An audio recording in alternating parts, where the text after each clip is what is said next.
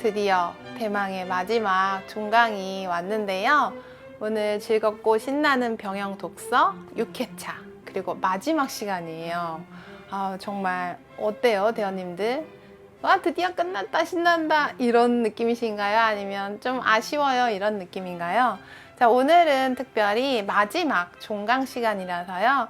1교시에 이제 코칭 강연을 하고 이제 2교시는 통째로 직접 이야기를 나누는 시간을 갖도록 할 거예요. 그래서 이제 제가 화면에 나와서 이제 대원님들은 아무래도 이제 모여서 들으시니까 이제 스피커폰으로 대화를 나눠야 될까요? 그래서 직접 궁금하신 부분 이제 이렇게 일어나서 발표해 주시면 손 들고 일어나서 발표하기 이런 거를 하려고 해요. 그래서 이제 1교시 끝나고 쉬는 시간에 좀 준비를 해 주시고요. 그래서 2교시에는 이제 즐거운 토킹 어바웃 시간을 갖도록 하겠습니다. 그러니까 어떤 이야기를 나눠야 될까 막 좀 당황스럽기도 하실 것 같아요. 그냥 저에 대한 궁금한 이야기 아니면 6회차죠. 6번 정도 독서 코칭을 하면서 느꼈던 그런 느낌들, 그리고 또 궁금한 것들, 어떻게 하면은 독서를 잘할 수 있을까요? 뭐 이런 모범적인 질문을 하셔도 되고요. 또 이제 여러 가지 아니면 제가 살고 있는 담양에 관한 궁금한 이야기, 또 우리 부대가 담양에 있잖아요. 담양 안에 있으니까요. 이제 한번 휴가에 나오실 때 이제 잠깐 들러서 놀러 오셔도 되겠고요. 좀 아주 자유로운 토킹 시간이라고 생각을 해주시면 될 것 같아요. 그럼 이제 1교시 강연을 시작하고 이제 다음 2교시 안내를 해드릴게요. 네. 오늘 함께 할 책이 굉장히 좀 독특해요. 제목은 운의 속성이라고 돼 있죠. 운의 속성? 행운, 뭐 불운 할 때 그 운이죠. 운의 속성이 무엇인지에 대해서 밝혀주는 책인가 하는데, 사실 자기계발서로 분류되어 있는 책이고요. 이 책을 쓰신 저자는 그 경영대학교 교수님이세요. 사실 경영학은 이제 이런 그 문과 계열에서도 좀 과학적인 과목이죠. 굉장히 과학적이고 또 이제 정확하고 근거 있는 데이터 중심의 학문인데요.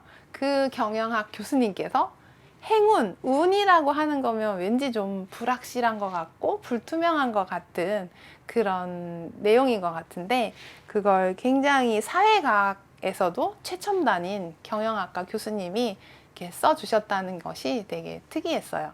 이제 이 책이 아마 그 경영학 그 강의를 하신 그런 강의 내용을 책으로 집필하신 것 같아요. 그럼 우리 그 운의 속성으로 함께 가볼까요? 네, 운의 속성 한번 책 표지 함께 보실까요? 와세다 대학교 MBA 행운학 강의라고 해요. 그래서 정말 행운학이라는 아예 과목이 있나 봐요. 되게 특이하죠. 비즈니스 스쿨이거든요. 경영인들을 위해서 그런 과학적인 경영과학 분야에서 이렇게 행운학을 강의한다는 게 되게 독특한데요. 한번 살펴볼까요? 부와 성공을 끌어당기고 싶다면 컨트롤 가능한 운에 집중하라. 부와 성공, 우리 다 끌어당기고 싶잖아요. 부와 성공을 싫어하는 분은 아무도 없죠. 그런데 이 fortune이라고 하죠. 영어로 fortune인데 운이 불가능한, 그러니까 스스로 내가 컨트롤하기는 어려운 파트가 있고 내가 컨트롤할 수 있는 파트가 있다는 거죠. 두 개로 나누어진다는 거죠. 그래서 이미 정해진 운은 숙명이라고 하고, 또 결과를 알 수 없는 우연이라고 할 때 이 두 개, 숙명과 우연은 컨트롤이 불가능하다라고 이제 하는 거죠. 그리고 스스로 컨트롤 가능한 운은 뭔가요? 기회와 확률. 이 두 가지는 이제 내가 컨트롤할 수 있다. 내가 노력해서 얼마든지 바꿀 수 있다라는 거죠. 그래서 좀 경영과학자이신 그 교수님답게 굉장히 우리에게 이제 그 불투명한 분야라고 생각했던 이 운에 대해서 굉장히 과학적인 접근, 객관적인 데이터를 가지고 접근한 느낌이 있더라고요. 그래서 하는 일마다 성공한 사람이 되고 싶죠. 우리 누구나. 하는 일마다 실패한 사람은 되고 싶지 않죠. 그런데 이렇게 하는 일마다 성공하는 사람과 하는 일마다 실패하는 사람의 그 둘의 결정적인 차이는 무엇인가, 이 둘의 운명은 무엇인가 라고 이제 이 책이 이야기를 해주는 거예요. 그래서 이 강의가 이런 이야기를 해주나 봐요. 그래서 굉장히 와세다 대학교에서 인기 있는 강좌인 것 같아요. 누구나 다 부와 성공을 끌어당기고 싶은데 이 강의를 듣게 되겠죠. 근데 우리가 생각할 때, 아, 그 사람 머리가 원래 똑똑하잖아. 이 서울대 나왔잖아. 이런 게 아니라 지능도 아니고 학력도 아니고 또 아니, 금수저잖아. 이런 환경도 아니라는 거예요. 그래서 그런 게 전혀 아닌 운의 관점에서 성공의 원리를 풀어냈다. 정말 확 끌어당겨지는 그런 내용이네요. 그래서 운의 속성 도서 소개를 좀 더 해보면 세계 최고 인재들이 운과 리스크를 관리하는 실천적 지혜다. 직접 실천해 볼 수 있는 그런 지혜의 그 핵심들이 잘 드러나는 책인가 봐요. 그래서 이 책도 정말 많은 분들이 읽고 싶어 하고 빨리 이 책 사고 싶어 하고 막 그랬는데요.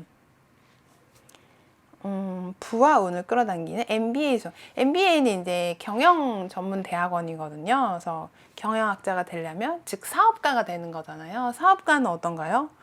그 한치의 오차도 있으면 사실 안 돼요. 그 큰 회사가 망할 수 있기 때문에 굉장히 그런 과학적 기법을 요구하는 그런 문과 계열의 학문인데요. 그런데 운의 관점에서 성공의 원리를 풀어내서 기회를 포착하는 방법, 인맥을 관리하는 방법, 의사결정하는 방법, 자기계발하는 방법 등을 알려준다고 하네요. 지금 이제 대원님들도 사업을 혹시 계획하고 계신 분들 계신가요? 물론 이제 사업가에게만 필요한 책은 아닌 것 같아요. 왜냐면 우리의 인생, 내 삶을 하나의 사업 분야라고 생각할 수 있거든요. 내 인생이라는 사업에서 성공할 수 있는 방법을 우리 함께 배워볼 수 있을 것 같죠. 짠! 오늘의 강의 순서는 좀 다른데요. 이제 작가님 소개를 하고 부와 성공을 끌어당기는 운의 속성을 이야기하고 그리고 2교시에는 이제 독서 코칭을 마치면서 오늘 이제 종강이니까 함께 이제 허심탄회하게 이야기를 나누는 시간을 갖도록 할게요. 뭔가 있어 보이는 질문을 해야 되지 않을까 라는 그런 부담은 갖지 마시고요. 그냥 편안하게 이모와 고모와 이야기 나누듯이 그렇게 해주시면 좋을 것 같아요. 그래서 저희 아들도 이제 한 1, 2년 후면 입대를 해야 되는데 여러 가지 고민이 많습니다. 그런 부대 생활도 저도 궁금한 게 많은데요. 그런 거 이야기 함께 나누면 좋겠어요. 작가님 소개를 한번 할게요. 스기우라 마사카츠라는 작가님이세요. 와시다 대학교 비즈니스 스쿨 교수님이시고요. 인재육성학회라는 학회에서 이사님으로 계신데요. 그래서 교토대학을 졸업하시고 스탠퍼드 대학의 비즈니스 스쿨에 MBA를 취득하셨대요. 그러니까 스탠퍼드는 굉장히 미국의 명문 대학이죠. 아이빌리그의 대표 대학인데요. 그래서 여기에서 이제 유학파시네요. 해외 유학파. 그리고 닛산 자동차에서 해외 마케팅, 베인앤컴퍼니라는 회사 굉장히 유명한 회사거든요. 이제 굉장히 유명한 글로벌 기업이에요. 여기에 입사할 정도면 와, 최고 실력자이신 건데 그러니까 공부만 열심히 하신 게 아니라 이렇게 다양한 회사에서 이제 실질적인 업무를 하신 거예요. 그래서 이론과 그 실질적인 업무의 그 균형이 잘 맞춰진 교수님이신 것 같아요. 사실 이제 교수님들 중에 이제 공부만 하시고 학자로만 활동하신 분들도 되게 중요한 역할을 하고 계시지만 이렇게 특히 경영학 분야에서는 실제 경영 일선에서 일을 해보신 경험이 되게 강의를 잘 하시는데 도움이 또 될 것 같아요. 그래서 2005년부터는 이제 와세다 대학교 비즈니스 스쿨에서 인재와 조직이라는 그 분야의 담당 교수님이라고 하네요. 그래서 인재와 조직은 사실 이 경영학에서 핵심 중에서도 핵심이죠. 핵심 오브 핵심. 왜냐하면 이 경영이라는 게 사람 인재가 있어야 되고 그 인재를 제대로 이제 활용할 조직이 있어야 되거든요. 그래서 인재와 조직을 담당하시는 교수님이라고 하면 이 와세다 대학에서도 핵심을 담당하시고 계신 것 같아요. 그래서 이제 굉장히 해외 유학 가시고 이론도 뛰어나신데 풍부한 현장 경험까지 갖춘 경영학자로 평가받고 계신데요. 그렇다면 부와 성공을 끌어당기는 운의 속성은 무엇인가? 한번 잘 들어보세요. 저도 이 책을 하면서 정신 바짝 차리고 본 것 같아요. 부와 성공을 끌어당기는 운의 속성은요. 이제 운이 좋은 사람과 운이 나쁜 사람은 어떤지에 대해서 이제 이 교수님이 이야기를 많이 해주신데요. 운이 좋은 사람은요, 기회를 만든대요. 운이 좋은 사람은 인맥을 관리한다. 행운의 확률을 높이는 선택의 법칙, 성공과 부를 끌어당기는 매니지먼트. 이렇게 이 책은 이제 이렇게 4부로 구성이 되어 있어요. 4개의 부분으로 되어 있는데요. 이제 책 내용의 전체적인 부분이고요. 그럼 한번 구체적으로 하나하나 볼까요? 운이 좋은 사람과 운이 나쁜 사람에 대해서 이제 책에 곳곳에 엄청 많이 써 있죠. 대원님들 아마 펼쳐보셨으면 읽어보셨을 텐데요. 그리고 또 일단 책이 좀 두껍죠. 두꺼운 거에 너무 부담 갖지 마시고요. 사실 일본에 있는 작가들, 일본 출판사에서 출판한 책들은 대부분 좀 얇아요. 그러니까 일본 출판이 굉장히 활성화되어 있는데 우리나라 출판계에서도 좀 살펴봐야 될 부분인데요. 우리는 좀 책을 너무 진지하게만 접근해요. 근데 일본에서는 아주 가벼운 주제도 그냥 책으로 막 자유롭게 내요. 뭐, 이게 책이야? 라고 우리나라 사람들 얘기할 수도 있지만 일본 사람들은 책을 이렇게 신성시하지 않고 그냥 책은 우리 일상생활에 아주 친근한 도구로 여기거든요. 우리도 좀 그런 게 필요한 것 같아요. 책 한 권 사면 막 갑오로 두고 읽지도 않고 막 두꺼운 책 사가지고 꽂아두고 모셔두고 이런 게 아니라는 거죠. 그냥 책은 아주 편안한 그런 친구 같은, 그리고 어떻게 보면 장난감 같은 그런 게 책이거든요. 그렇게 생각하면 좋을 것 같아요. 근데 운이 좋은 사람은 짜투리 시간이 생기면 뭘 하냐? 해보고 싶었던 일을 한대요. 운이 나쁜 사람은 짜투리 시간을 멍하게 보내며 낭비한다. 아주 찔리는 음찔할 수도 있죠. 운이 좋은 사람은 이거 재밌잖아 하는 마음에서 움직인대요. 운이 나쁜 사람은 에이 어찌되든 상관없어 하면서 움직이지 않는데요. 어떤가요? 좀 뭐지? 내가 이래서 운이 좋았던 건가 나빴던 건가? 이런 테스트가 좀 되나요? 그래서 이 책은 좀 두께감이 있지만 내용들은 사실 그렇게 어렵진 않아요.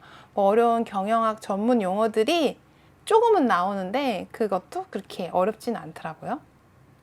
또 운이 좋은 사람은 한 단계 한 단계 꿈을 성취해 나가는데 운이 나쁜 사람은 백만장자 공주나 백만탄 왕자님을 꿈꾼다. 백만장자 공주 이 표현이 되게 재밌었어요. 백만장자 그쵸? 과거에는 이제 여성들이 백마탄 왕자를 많이 꿈꿨는데 요즘은 남성분들도 백만장자 공주님 많이 기다리시나 봐요.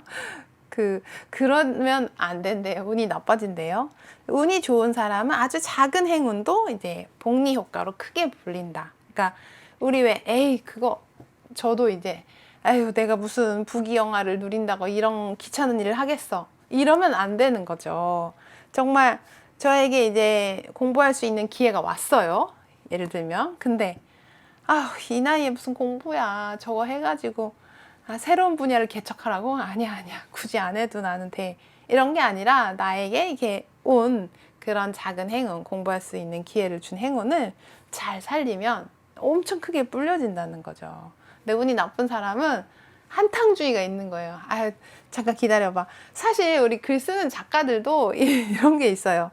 내가 쓴 작품 하나가 대박이 나가지고 이제 돈을 막 어마어마하게 벌어들일 거다 막 이렇게 도박 같은 승부만 노릴 수도 있는데요. 물론 이제 그런 즐거운 마음에 글을 매일매일 쓰는 건 괜찮은데 너무 이제 작은 기회나 작은 행운을 무시하면서까지 그런 행동은 운이 나빠지는 길인 거죠. 그러면 우연을 기회로 만드는 5가지 또 방법이 있다고 교수님께서 알려주시는데요. 그냥 우연이라는 건 그냥 지나가는 거죠. 하지만 그 우연이 기회가 된다면 어떤가요? 나에게 엄청난 부와 성공을 가져다주는 그런 기회로 바꾸는 방법이 있다라는 거예요. 그냥 뭐 그런 우연히 그런 일이 있었나 보다.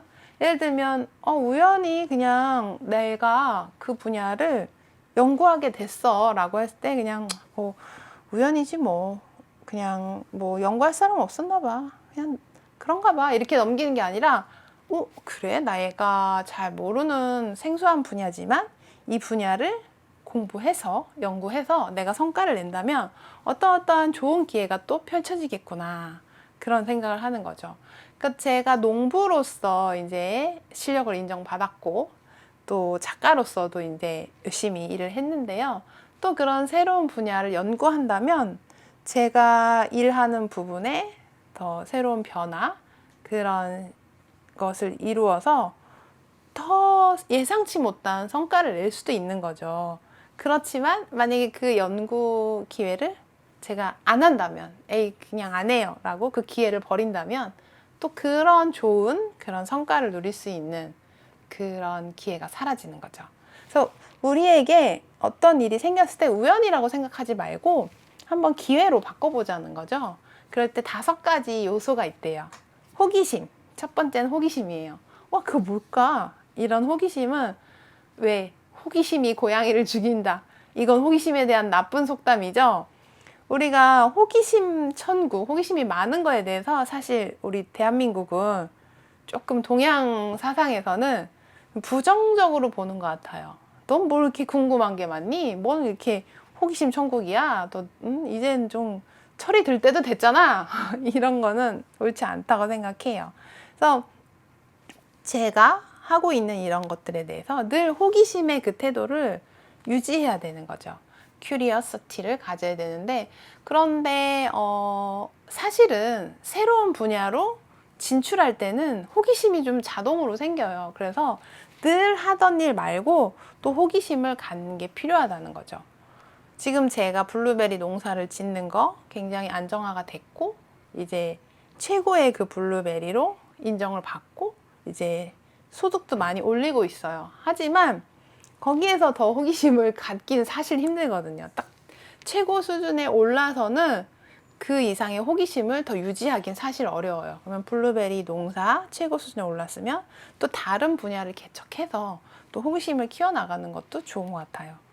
지속성이 우연을 기회로 바꾸는 5가지 요소 중에 2번째 같아요. 지속성, persistence라고 하죠. 지속이라는 거는 하다가 중간에 포기하고 때려치우는 거 아니라는 거죠. 사실 우리 블루베리 농사가 성공하게 된 배경에는요, 7년째 계속 지속했죠. 중간에 포기하고 싶을 때 많았어요, 사실. 블루베리 묘목을 비싸게 사서 또 블루베리 밭을 조성하는데 비용이 많이 들어가거든요.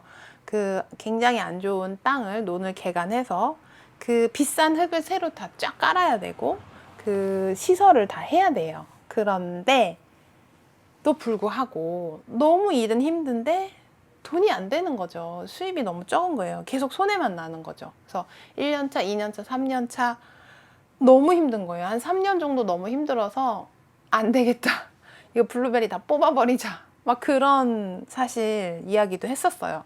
하지만 4년차 들어서면서부터 이제 어려움을 극복해 가고 5년차, 6년차, 7년차 가면서 계속 좋아지는 거죠. 그렇게 된 거는 지속을 했기 때문에 그런 결과를 맛보는 거죠. 한 3년차 고비에서 만약에 포기했더라면 어떻게 됐을까요? 당연히 성과를 누리지 못했겠죠. 3번째는 융통성, flexibility. 플렉스라고 하죠. 융통. 이제 말랑말랑한 걸 플렉서블이라고 하는데 융통성이 있어야 된다는 거예요. 블루베리 농사는 이런 거지라는 그런 고정관념을 우리는 타파했어요. 그래서 우리가 농장을 운영하는 방식에 있어서 다른 블루베리 농장하고 좀 차별화된 그런 고정관념을 탈피해서 융통성을 발휘하는 요소가 있었거든요. 그런 게 되게 도움이 됐던 것 같아요. 그리고 낙관성, optimism이라고 하는데 이제 긍정적인 걸 말하는 거죠. 잘 될 거라는 그런 결과에 대한 믿음이 있는 거예요. 우리가 이렇게 저는 이제 그런 이야기도 했었어요. 남편한테. 남편이 너무 힘들어하면 우리가 이렇게 명문가 집안이잖아요. 이렇게 우리 조상님들도 훌륭했고 후손인 우리도 부모님 잘 모시고 효도하는데 당연히 결과가 좋을 수밖에 없지. 하늘에서 살펴보시는 조상님이 우리를 도와주실 거야, 잘 될 거야 라는 그런 낙관적인 태도를 계속 유지했거든요. 아니 세상에 나처럼 착한 사람이 어딨어, 내가 복을 받을 수밖에 없지, 막 이런 낙관적인 태도 되게 중요해요. 그럼 아니라고 웃는 분들도 계시겠지만, 나 스스로 생각할 때 내가 잘 될 수밖에 없다, 나는 복을 받을 수밖에 없다라는 그런 생각이 진짜 중요하거든요. 누가 뭐라고 하는 건 중요한 게 아니에요. 나 스스로 그렇게 느끼느냐 매우 중요하더라고요. 또 모험심이 있어야 돼요. 리스크를 테이킹 해야 된다는 거죠. 이거 좀 블루베리 이거 힘들지 않을까? 라는 게 아니라, 사실 블루베리 밭이 예전에 논이었어요. 그 논에서 그 쌀이 조금밖에 안 나오는 거예요. 그래서 논농사를 계속 지을 것인가 말 것인가, 그냥 농농사 매년 하던 대로 하면 편하긴 하죠. 그렇지만 블루베리 농사를 짓자라는 모험심을 발휘한 거죠. 그래서 2011년에 그 사진을 딱 봤는데 우연히 봤는데, 와 진짜 다 논이었어요. 그때 논이었는데 정말 막 배수 이게 안 돼가지고 저지대여서 맨날 땅이 물에 잠겨 있어요. 근데 논농사는 좀 물이 많은 게 필요하지만 정도껏 많아야죠. 늘 이제 늪지대처럼 물에 잠겨 있으니까 굉장히 생산성이 떨어졌어요. 근데 이제 지금은 단감나무, 블루베리 나무 많이 심어져 있고, 지금도 계속 공사를 해서 계속 토양의 질을 개선하는 일을 하고 있거든요. 그래서 그런 리스크 테이킹도 되게 필요한 것 같아요. 그냥 나 가만히 있으면 손해는 안 보지라고 할 수 있지만, 이제 비용을 들여서 투자를 해서 하는 것도 중요하죠. 이렇게 5가지 속성이 있고요. 그러면 좀 구체적으로 한번 볼까요? 호기심의 특징은 무엇인가요? 호기심의 특징은 뭔가를 술술하게 만든대요. 호기심의 특징. 이거 정말 술술하게 만들고, 퐁퐁 흥미가 샘솟고, 자꾸자꾸 막 아이디어가 떠오르고, 다양하게, 깊이 있게, 이런 선순환을 하게 해주는 게 호기심의 특징이래요. 그러니까 사실 이 호기심을 느끼는 분야가 사람마다 다 달라요. 내가 나만의 호기심이 발휘되는 분야를 찾는 게 되게 중요해요. 그러니까 남이 대신해서 찾아주긴 사실 어렵고요. 항상 스스로 먼저 생각해보고 고민해보는 게 되게 중요해요. 나는 이 분야에서 이 분야는 술술하게 된다. 예를 들면 저는 책을 읽고 글을 쓰는 게 좀 술술 되는 편이었죠. 그리고 막 책을 읽어보고 내가 여러 가지 자료들을 조사해서 이제 연구를 하는 그런 거에 흥미가 샘솟고, 또 막 아이디어가 떠오르고, 또 그런 부분을 다양하게 하고 또 깊이 있게도 하고 호기심을 발휘할 수 있는 분야가 다 있어요. 그거를 한번 대원님들도 찾아보시면 좋을 것 같아요. 좀 시간이 걸리더라도 한번 찾아봐 주세요. 그리고 이제 이 교수님이 책에서 본 것 중에 제가 재밌어서 너무 와닿아가지고 했는데요. 도구에 투자하라는 거예요. 왜 또 옛 속담에 꼭 일도 못하는 게 연장 탓한다, 이런 속담 있잖아요. 하지만 오늘날 현대에서 연장 매우 중요하죠. 연장 탓이 아니라 연장 덕분에 좋은 것이 있어요. 그러니까 이 교수님이 이야기를 했는데, 자기가 키보드를 하나 사셨대요. 이 작가 교수님이 사셨는데 20만 원 정도의 거금에 키보드를 사셨는데, 와 정말 너무 좋더래요. 그러니까 교수님들이 하는 거는 이제 글 쓰는 일이 많죠. 강의 자료도 만들고 논문에다가 기고할 연구 자료들 하는데, 그러다 보니 이제 키보드가 엄청난 뭘까요? 그거죠. 연장 핵심 연장이죠. 그런데 저도 사실은 키보드를 좋은 거를 이제 장만을 했어요. 그러니까 뭐 10,000원, 20,000원짜리 키보드도 사실 되게 많아요. 싼 거 많고, 뭐 이제 공짜로 주기도 하잖아요. 컴퓨터 사면 키보드 그냥 공짜로 주고 하는데, 그런 거 말고 이제 비싼 키보드가 있다라는 걸 알았어요. 그걸 어떻게 알았냐면 저는 잘 몰랐죠. 근데 아들이 어느 날 막 반짝반짝이는 키보드를 사가지고 와가지고 하는데, 걔 키보드를 살짝 훔친 건 아니고 잠깐 빌려서 이렇게 썼는데 너무 좋은 거예요. 그래서 아니 키보드가 이렇게 다르냐 했는데 가격이 비싸더라고요. 근데 이제 교수님이 이야기를 하기를 2만 원짜리 키보드를 쓰면 이제 글을 쓸 때 이제 정말 잘 안 눌러지고 그러면 짜증나거든요. 근데 좋은 키보드를 썼더니 괜히 막 안 써지는 어려운 주제의 글도 막 더 잘 써지는 것 같다는 거야. 따다닥따다닥 되게 잘 써진다는 거예요. 그래서 업무가 더 잘 되니까 아, 이건 진짜 투자다. 이거는 낭비가 아니고 단순한 소비가 아니고 진짜 좋은 투자구나라고 교수님이 이야기하신 거예요. 그래서 굉장히 뭐랄까 운의 속성 얘기하면서 본인이 키보드 좀 비싼 거 사신 거를 막 이제 책에다가 한참 동안 써놨더라고요. 근데 제가 봐도 이제 키보드의 세계에 눈을 돌려보니까 정말 다양한 게 있더라고요. 뭐 기계식 키보드 뭐 이런 게 있는데 게임 요즘 이제 게임 많이 하잖아요. 대원님들도 게임 많이 하셨었죠? 지금 이제 부대 안에 있어서 못 하실 텐데 게임하는 전용 키보드도 있더라고요. 그런 것도 비싸고 한데 제 작가인 저로서도 글을 쓰기에도 좋은 키보드가 있어요. 사실 게임용 키보드 그거 글 쓰기에도 되게 좋더라고요. 그래서 우리가 어느 정도 도구에 이제 투자를 해야 된다라는 거죠. 그래서 좀 뭐랄까 농사일을 할 때도 농사용 그런 도구들이 있거든요. 근데 너무 불필요한 과도한 투자는 당연히 지양해야겠지만 꼭 필요한 투자 좋은 것들은 좀 과감히 투자할 필요도 있는 것 같아요. 그런 부분 명심하시고요. 뭐 엄마한테 혼난다고 하시지 마시고 엄마가 그거 왜 샀어? 라고 할 때 자, 운의 속성 책에 나와 있습니다, 어머니. 라고 한번 이야기해 보세요. 필요한 건 사야죠. 투자해야 합니다. 그리고 또 이제 나쁜 관계에서 벗어나는 법에 대해서 좀 알려드리고 싶었어요. 왜냐하면 우리가 특히 동양 문화상에서는 이런 게 있죠. 그러니까 사실 서양은 좀 개인주의가 발달돼 있고 동양은 좀 집단주의, 단체주의죠. 왜냐하면 서양은 유목 중심이고 우리나라는 농업사회 중심이잖아요. 그러니까 농업사회라는 건 어떤가요? 농사를 짓다가 말고 다른 데로 이사 가면 안 되죠? 씨를 뿌려놨는데 걔를 수확할 때까지 당연히 한 곳에 정착해야 되죠. 하지만 유목민은 어때요? 양떼를 이끌고 계속 이동을 해야 돼요. 양이 풀을 다 뜯어 먹었어요. 그럼 당연히 빨리 이동해야 돼요. 새로운 신선한 풀이 있는 곳으로. 만약에 유목민이 계속해서 한 곳에 정착하면 어떡하나요? 양들이 굶어 죽겠죠. 풀을 다 뜯어먹고 그 뜯어먹은 풀이 다시 자라기까지는 시간이 꽤 걸린단 말이에요. 그런데 정착을 한다는 것은 유목민에게는 죽음을 부르는 일이죠. 그렇기 때문에 유목민의 특징은 계속해서 이동을 해야 돼요. 새로운 땅을 찾아서 새로운 신선한 잡초가 있는 곳, 풀이 있는 곳을 찾아서 계속 떠나야 돼요.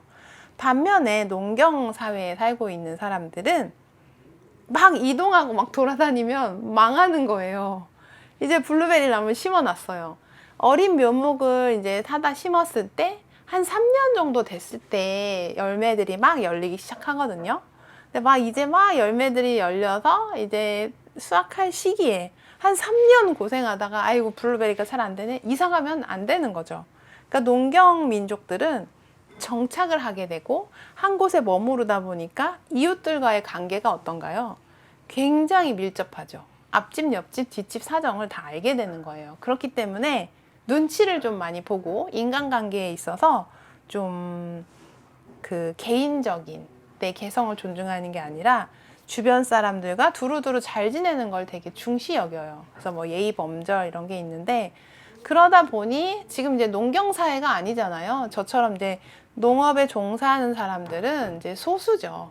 한 분야의 하나죠. 예전엔 다 농사를 짓고 살았지만 지금은 농업에 종사하는 사람 조금 있고 다양한 분야에서 다들 살아가는 현대 사회에서는요. 그렇게 농경 문화권의 그 인간관계를 강조할 필요는 없는 거예요. 살다 보면 나쁜 관계를 만나는데 그 과거의 농경 문화권처럼 에이 다 같이 한 마을인데 잘 지내야지 라는 게 아니라 그 나쁜 관계는 최대한 빨리 무조건 빨리 단호하게 벗어나야 된다는 거죠. 예를 들면 어떤 사람이 되게 불쌍한 사람이 있어서 도와준다고 한번 해보세요. 그런 것도 되게 나쁜 관계일 수 있어요. 그 사람이 어려움에 처해 있으니까 내가 도와줘야 돼 라는 마음은 되게 좋은 아름다운 마음 같잖아요. 하지만 내가 그 사람을 불쌍히 여기고 도와주려는 마음이 사실은 그 사람에게 엄청난 해가 되는 나쁜 생각이라는 거죠. 그 사람의 의존성을 계속해서 내가 유지시켜 주기 때문에 그런 거거든요. 그러면 그 사람을 또 벗어나야 되는데, 아, 그래도 그 사람 내가 없으면 안 돼요. 큰일 나요. 자살이라도 하면 어떡해요. 막 이런 생각 하시잖아요. 그럴 때, 아, 내가 있든 없든 이 사람은 망가진다. 라고 생각하는 거죠. 그러니까, 아니, 그렇게 나쁜 말, 그게 아니라, 나의 존재가 변수가 아니라는 거죠. 그 사람의 그 존재의 이유이고 가치인 거죠. 그걸 내가 어떻게 할 수 없다라는 것을 분명히 선을 그어야 돼요. 그리고 내가 사라지면 망가지기는커녕 나를 대체할 다른 사람을 찾는 경우도 많아요. 그 사람이 계속 의존성을 가지고 스스로 하려고 하지 않는 이유는 의존할 만한 사람이 있으니 더욱 의존하는 거예요. 예를 들면 청소를 맨날 안 하는 거예요. 청소를 안 해가지고 내가 대신 청소해준다 하면 그 사람은 더욱 청소를 안 하겠죠. 의존할 사람이 있으니까 더욱 의존하고 청소해주는 사람이 있으니까 제 얘기인가요? 제가 청소를 안 해서 저희 남편이 청소를 많이 해주는데 하여튼 내가 옆에 있어서 그 사람이 더 나쁜 사람이 된다는 걸 인정하라는 얘기죠. 그러니까 내가 선한 의도로 좋은 생각으로 그 사람을 도와준다라는 착각에서 벗어나야 돼요. 그 사람 스스로 해낼 수 있는 기회 자체를 제가 차단하는 거거든요, 우리가. 그래서 나쁜 관계는 꼭 벗어나야 된다라고 교수님이 강조했고요. 또 이제 불운을 자초하는 법칙이라는 것도 이야기를 해주셨는데, 왜 그런 사람이 있어요. 어떤 사람은 진짜 하는 일마다 다 잘 돼요. 뭔가 술술 풀려는데 어떤 사람은 맨날 뭔가 좀 하려고 하면 망하고 뭔가 좀 하려고 하면 하고 이런 불운을 자초하는 사람들이 있거든요. 근데 거기에는 법칙이 있다라는 거예요. 뭐냐면 일어나지 않기를 바라는 일이 일어날 것 같은 낌새를 자꾸 감지해요. 아씨, 왠지 이거 망할 것 같아. 왠지 안 될 것 같아. 아, 이거 이런 식으로 생각을 하는, 습관적으로 그런 생각을 하는 분들이 있더라고요. 그래서 이거 안 될 것 같은데 하면서 왜 하냐는 거죠. 그럼 안 돼요. 그건 불운을 자초하는 거죠. 그리고 일어나지 않기를 바라는 일이 자꾸 신경 쓰여갖고, 아, 뭐, 이거 안 되면 어떡하지? 안 되면 어떡하지? 거기에 막 마음을 쓰는 거예요. 예를 들면 어떤 거에 뭐 원서를 입사 지원서를 썼다고 봐봐요. 그럼 거기 회사에 될지 안 될지를 신경 쓰느라고 다른 일을 아무것도 못하면 안 되겠죠.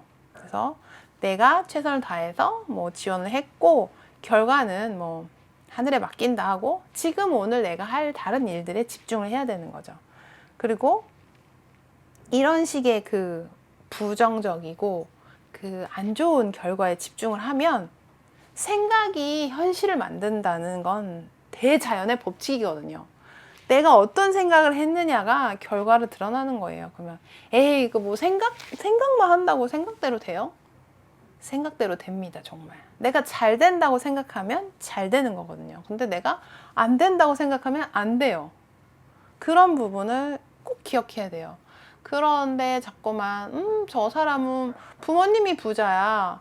뭐 예를 들면 우리 아들 이제 고3인데 졸업을 하는데 어떤 친구는 대학을 가고 어떤 친구는 아빠가 수입차, 최고급 수입차를 사주셨대요. 그리고 가게를 차려주셨대요. 그래서 광주 시내에 가게를 차려주고 아버지가 수입차를 사줬어. 고3의 신분에서. 그럼 취업을 할 필요도 없어요. 뭐 대학도 뭐하러 가. 그러면서 뭐 벌써 한 달 매출이 얼마래. 그리고 막 아빠가 차도 사주셨어. 엄청 비싼 수입차를. 그래서 여자친구랑 맨날 외제차 타고 놀러 가고. 하지만 그 가게 일이 쉽진 않거든요. 이 가게라는 게 굉장히 힘든 일이에요. 근데 어쨌든 볼 때는 부모님이 그렇게 다 해줬네. 나는 안 돼. 이런 거에 집중해서는 안 돼요. 그 친구와 정말 좋죠. 능력 있는 부모님을 만나서 그렇게 할 수 있는 건 좋고요.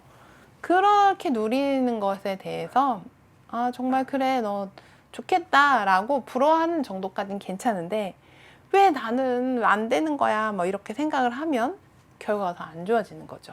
내가 지금 할 수 있는 거에 그래서 좀 약간 웃긴 이야기, 아니 웃긴 이야기인가? 이거 슬픈 이야기를 하나 해드릴게요. 실제 일어났던 일이에요. 지난주에. 자, 우리 아들이 보면 안 되는데 여기 아들과 아버지가 있어요. 제 아들과 남편인데요. 불운을 자초하는 법칙 이거 지금 이제 우리 아드님 고3이에요. 본인의 차입니다. 이거. 오너 드라이버잖아요. 이것도 굉장히 친구들의 부러움을 타는데 물론 이제 그 친구 수입차, 고급 수입차는 아니에요. 근데 이 차를 너무 애지중지하는 거예요. 그래서 제가 그랬어요, 아들한테. 아들아, 차는 차일 뿐이야. 차와 너. 근데 차를 자기 몸보다 더 소중히 여기는 거야. 항상 차를 깨끗이 세차하고. 물론 이제는 인생의 첫 차니까 너무나 좋겠죠. 근데 저는 이 차가 좀 편안하고 이제 효율성 있는 차라서 이렇게 구비를 한 건데 지금 이게 농장 입구거든요. 근데 농장에 왔다 갔다 하면서 이 차가 이제 농장의 그 길이 안 좋은 거예요. 흙이고 막 물도 고여 있고 최근에 이제 비가 오면서 근데 이런 거 상황에서 차에 흙탕물이 튀기는 것도 싫고 막 그런 거예요. 근데 그러면은 농장에 차를 가져오면 안 되죠. 집에 차고에 딱 넣어놓고 농장에 갈 땐 걸어가면 되는데 농장에 또 걸어가긴 싫고 차를 갖고 가고 하다가 그러면서 맨날 이런 거예요. 아, 정말 농장 길이 너무 안 좋아. 이러다 내 차 빠지겠어. 내 차 빠지면 어떡해. 그래서 결국 차가 빠졌어요. 차가 빠져가지고 차를 끌어내는데 아버지께서 차를 이제 아들 차라고 대충 빼준 거죠. 그래서 옆에 살짝 보이는 그 초록색 철망에 차가 찍 긁힌 거예요. 정말 피눈물 흘리는 거죠, 아들은. 어떡해, 막. 이날 정말 거의 마치 자기 피부 살갗이 떨어져 나간 것처럼 막 울면서 하루 종일 그랬는데요. 불운을 자초한 겁니다. 제가 너무 냉정한 엄마 같지만 사실 이러면 안 돼요. 그래서 이게 수리비가 이제 100만 원 슉 날아가는 거죠. 이러면 안 됩니다. 그래서 아들의 통장이, 용돈 통장이 텅 비었다는 그런 슬픈 일이죠. 뭐 제 통장 아니라고 제가 이렇게 웃으면서 얘기한 건 아니고요. 어쨌든 이렇게 항상 그 농장 앞을 지날 때마다 내 차 빠질 것 같아. 이런 생각은 정말 빠지는 결과를 나타내는구나. 그래서 이 강의 자료를 만드는 과정에 이런 사건이 생긴 거예요. 그래서 우리 대원님들에게 잘 알려주라는 이런 하늘의 고귀한 뜻인 것 같아요. 그래서 우리가 어차피 일어날 일이었어요 라고 하는 게 아니라 내가 어떤 것에 대한 불안한 마음, 불안감을 자꾸 증폭시키고 뭔가 부정적인 기운과 에너지를 자꾸 끌어당기는 거는 내 자신이라는 거죠. 내가 나는 그냥 할 수 있는 거 열심히 하고 즐겁게 하고 결과는 잘 될 거야 당연히 이런 쪽으로 생각을 하라는 거죠. 너무 안 되는 하지만요 안 될 거를 대비해서 준비하는 것도 중요해요 라고 말할 수 있는데요. 어느 정도 준비하고 철저히 하는 것 중요하죠. 그것과 자꾸만 부정적인 태도 그런 걸 생각하는 거는 전혀 다르다라는 거예요. 그거를 꼭 기억해 주셨으면 좋겠어요. 그래서 교수님께서도 이런 불운을 자초하는 법칙에 대해서 이야기를 하는데 정말 제가 평상시에 맨날 아들에게 얘기했던 것들이 이렇게 현실로 나타난 거예요. 그래서 제가 이야기를 했죠. 자, 우리 이제 talking about이죠. talk only about what you want. 오직 말해. 뭐만 말해? 네가 원하는 것만 말하는 거죠. 그래서 우리 아들이 원하는 건 농장 앞에 길이 반듯하게 됐으면 좋겠어요. 제 차가 더 좋은 차였으면 좋겠어요. 이렇게 원하는 걸 말하면 되는 거예요. 지금 농장의 길은 울퉁불퉁하고 물이 막 고여 있고 하지만 talk only about what you want. 네가 원하는 것만 말해라. 저는 농장의 그 과거의 모습에서 항상 더 좋아질 걸 상상했거든요. 그래서 점점 좋아지고 있고 사실 너무 놀라운 게 이 사건이 있고 난 지 정확히 이틀 후 어떤 일이 벌어졌냐면 그 인근의 광주 시내에서 공사 현장에서 공사를 하느라고 엄청나게 많은 흙이 생긴대요. 근데 그 흙을 사실 돈 주고 사려면 굉장히 비싸거든요. 그러니까 농장 앞에 이 길도 예전엔 되게 안 좋았는데 거의 뭐 한 몇백만 원? 한 500만 원 가까이 들여서 길을 만드는 건데도 좀 안 좋아요. 워낙 땅이 늪지대에 가까워서. 근데 연락이 온 거예요. 갑자기 이제 남편이 잘 아는 분인데 흙이 엄청 많이 생기는데 공짜로 주겠다는 거예요. 우리 땅이 항상 흙이 필요한 걸 아시니까. 그래서 지금은 그 사고가 난 지 정확히 이틀 후에 길이 엄청 평탄하게 울퉁불퉁하지 않게 어마어마한 흙을 거기에다 다 쏟아 부었거든요. 길이 달라졌어요. 그래서 내가 와, 이틀만 참았어도. 그런데 뭐 이미 일어난 일은 어쩔 수 없고요. 그러니까 이미 벌어진 일에 대해서 부정적인 생각, 그리고 앞으로 일어날 일에 대한 불안한 마음, 이런 건 정말 필요 없다는 거죠. 뭐만 해야 된다고요? 오직 원하는 것만 말하고 오직 원하는 것에 집중을 하는 거죠. Attention to what you want. 이걸 꼭 기억해 주시면 좋겠어요. 자, 창의성과 운을 높이는 3가지 E가 있대요. 이제 경영학도들은 이런 거 법칙, 뭐 요소, 핵심, 특징 이런 거 사실 이 사회과학자들 이런 거 좋아하는데요. 3E가 있대요. Easy, effortless, enjoyable. 저 깜짝 놀랐잖아요. 이 교수님을 뵌 적은 없는데 제가 좋아하는 무의자연의 세계, 도덕경, 이 노장사상은 뭐냐면 effortless거든요. easy한 거거든요. 그냥 쉽게 술술 풀리는 인생의 길이 있다라는 거죠. 제가 이런 얘기하면 아이고 말도 안 되는 소리 한다고 하는 분들이 많죠. 하지만 우리 대원님들은 꼭 기억했으면 좋겠어요. 이런 세계적인 과학자들, 세계적인 경영학자들 모두가 오늘날 이야기해요. 예전에 고진감래, 고생해서 그 끝은 낙이 온다.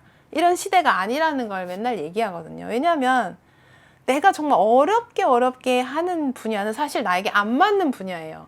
내가 그걸 했는데 너무 어려워. 몇 년 해도 어려워. 이건 사실 안 맞죠. 우리 아들의 경우 공부를 너무 싫어했어요. 공부를 하면 아주 그냥 경기를 일으킨 거예요. 영어 너무 싫은 거예요. 막 원어민이 와서 너 너무 귀엽게 생겼다 애기 때 하면 막 울면서 온몸을 막 사시나무 떨듯이 그 포리너들, 외국인들을 보면 굉장히 싫어하더라고요. 왜 그랬는지. 하여튼 그래서 저는 서울에 있을 때 영어 유치원이 굉장히 인기 있었거든요. 그런 거 안 시켰어요. 다른 엄마들이 나한테 새엄마냐고 왜 아들을 공부를 안 시키냐 했는데 아니, 공부 싫어하는 애한테 왜 공부를 시켜요. 대신 지금 우리 아들이 잘하는 분야가 있거든요. 그 분야로 가게 해줬죠. 그래서 easy, effortless, enjoyable. 우리가 쉽게 애쓰지 않고 즐기면서 할 수 있는 분야를 찾아야 된다는 거예요. 스탠퍼드 대학의 마이클 레이 교수님이 말했대요. 너무 놀랍지 않아요? 노장사상, 그 도덕경의 그 핵심이 딱 있는 거예요. 그래서 제가 쓴 책 중에도 도덕경 해설책이 있는데요. 요즘 이 effortless란 단어가 제 주변에 엄청 맴돈다니까요. 그래서 영어 책 중에도 effortless English라는 책이 있어요. 그 책이 한 10몇 년 전부터 미국에서 인기 있었던 책인데 최근에 우리나라에 번역돼서 나왔거든요. effortless라는 게 서양에서, 그러니까 스탠퍼드 아이빌리그 교수님이잖아요. 그 무의자연 사상을 이미 서양에서는 굉장히 높이 평가한다는 거죠. 그러니까 스트레스를 낮추는 3E라고 이제 스기우라 교수님은 자기만의 이제 단어로 만들고 싶은가 해서 살짝 easy, effortless, enjoyable. 자신 없는 일로 고생하지 말고 쓸데없이 애쓰려 하지 말고 고통스럽게 일하지 말자. 자기에게 안 맞는 분야 억지로. 공부가 싫은데 뭐하러 그렇게 애쓰면서 하냐는 거죠. 뭔가 자기만의 분야. 그렇지만 공부는 싫어해도 자기가 좋아하는 자동차 분야는 막 영어로 된 거, 뭐 일어로 된 거 막 술술술 읽어요. 그런 걸 생각할 때 뭐 자기가 좋아하는 거, 내가 호기심을 갖고 할 수 있는 일을 찾는 게 가장 중요한 것 같아요. 와, 자, 오늘 이렇게 부와 성공을 끌어당기는 운의 속성에 대해서 좀 간략하게 봤는데요. 이제 책이 좀 두껍고 내용이 알차죠. 그래서 대원님들 항상 이 운의 속성을 끼고 열심히 읽으면서 이제 제대할 때쯤 부와 성공을 막 끌어당기는 그런 훌륭한 분들이 되길 바래요. 그러면 이제 쉬는 시간 갖고요. 이제 11시에 2교시 시작할 때는요. 독서 코칭을 마치며 드디어 종강이다. 함께 이야기 나눈 시간을 갖도록 하겠습니다. 저에 대한 궁금한 사항, 뭐 독서에 대한 궁금한 사항, 6권의 도서들에 대한 궁금한 사항, 뭐 글쓰기에 대한 것들, 아주 뭐 다양한 것들, 뭐 심지어 농사일 할 만한가요? 뭐 이런 질문을 하셔도 되고요.